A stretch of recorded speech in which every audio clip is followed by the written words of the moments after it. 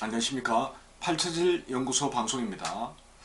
여러분, 팔처질 연구소 유튜브 방송을 운영하고 있는 저 묵계 이상원은 한의사가 아닙니다. 그럼 원래 무엇을 하던 사람일까요? 아마 궁금하셨던 분들이 있을 것입니다. 물론 팔처질 나라 네이버 카페 회원 중에서는 저의 실체를 아는 분들이 몇 분 있기는 합니다. 하지만 대부분은 제가 무엇을 했던 사람인지 전혀 모르십니다. 사실 지금껏 과거 직업을 굳이 공개해야 할 이유가 없어 밝히지 않았습니다. 하지만 부끄럽게 살았던 삶도 아닌데 숨겨야 할 필요도 없지 않겠습니까? 저에 대해 알게 되시면 오히려 더 신뢰감이 생길 수도 있고요.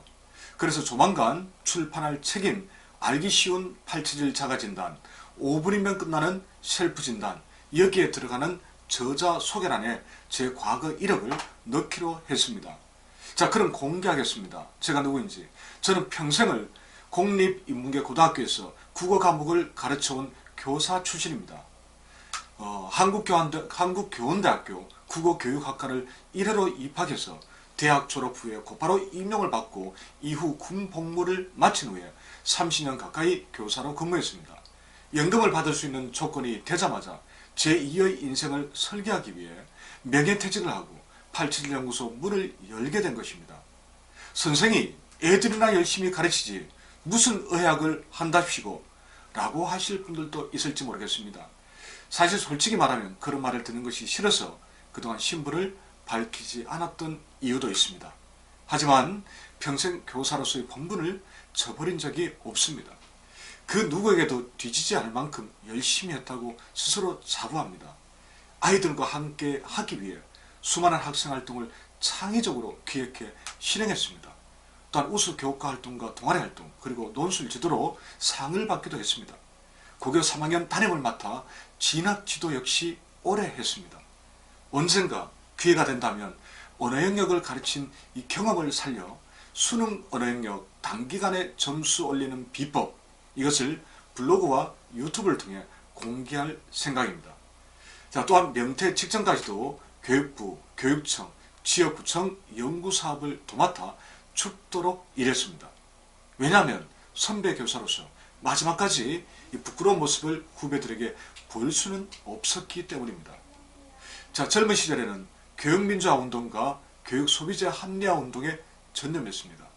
전국 고등학교 최초로 교복과 체육복 공동구매를 진행했고 문제가 많았던 수학여행 입찰도 추진했습니다.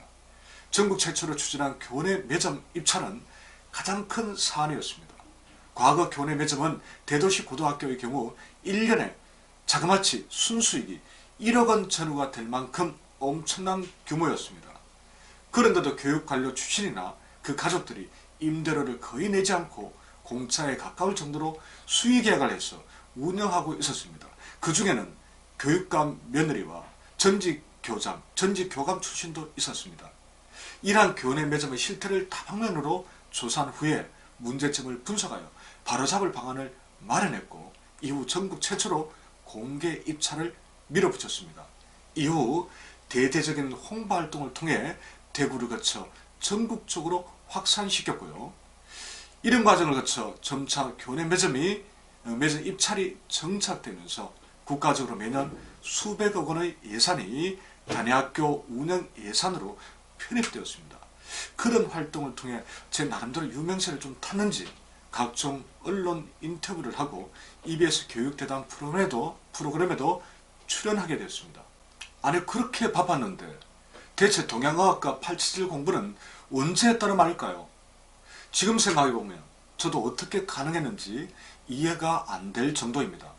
다시 돌아가도 그렇게 할 수 있을지 장담하지 못하겠습니다. 학교에서 팥김치가 되도록 일하다가 집에 돌아와서 저녁을 먹고 나면 잠시 부족한 교재 연구를 했습니다. 뒤이어 밤늦게까지 이것저것 동양어학과 대체학 공부에 몰입했고요. 주말에도 공부에 몰두할 때가 많았습니다. 잠자는 시간을 빼고는 제 머리는 잠시도 멈춰 있었던 적이 없습니다. 쥐가 날 정도였습니다. 그러니 몸도 마음도 성할 수 없어 늘 병치레를 했던 것이겠지요. 그리고 병을 치료하기 위해서 다시 또 공부했습니다. 이렇게 했으니 살이 당연히 찔 수가 없습니다. 지금도 마른 모습은 여전합니다. 마음이 편해야 살도 찐다고 하지 않습니까?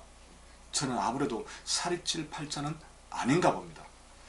자, 제 사주는 일간이 풀인데 이 뿌리 내린 터전이 촉촉한 옥토입니다.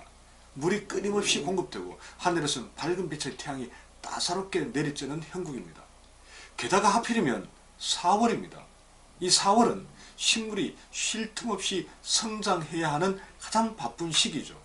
이러한 시기에 이 풀은 잠시도 멈출 수가 없습니다. 끊임없이 물과 영양분을 흡수해 탄소 동화작용을 하면서 성장해야 하니까요.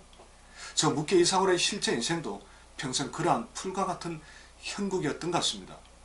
어떤 분들은 호숫가에 따사로운 햇볕을 받고 서 있는 수양버들의 모습이라고 하시더군요. 자, 이제는 좀 여유롭게 살고 싶고 인생을 즐기고 싶은 마음 간절합니다. 그런데 이 사주 때문인지 지금도 밤낮으로 일과 공부밖에 모르는 일개미 같은 운명을 벗어나지 못하고 있습니다. 이것도 사주 팔자 일연이 해야 하는 건지 아니면 과감하게 일과 공부를 일부 손절해야 하는 건지 아직도 판단이 서지 않습니다. 하지만 부끄럽지 않았던 첫 번째 인생처럼 어떤 경우라도 두 번째 꿈 역시 멋지게 이루어 보고 싶습니다. 열심히 노력해서 각종 동양의학 및 팔체질의학 이론을 재정립하고자 합니다. 그럴 자신이 있습니다. 우리는 고전은 늘 정답지라고 생각하는 경향이 있습니다. 하지만 고전이 늘 정답은 아닙니다.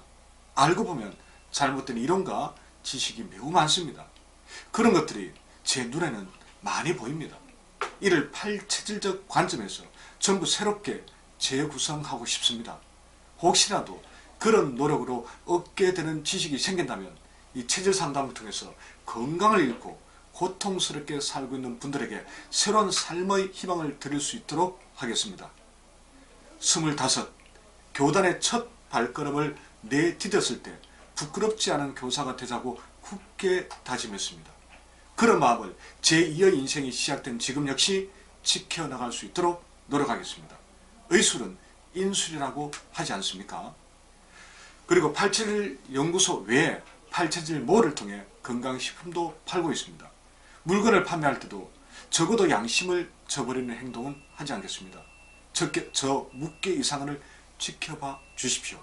앞으로도 늘 열심히 하겠습니다. 고맙습니다.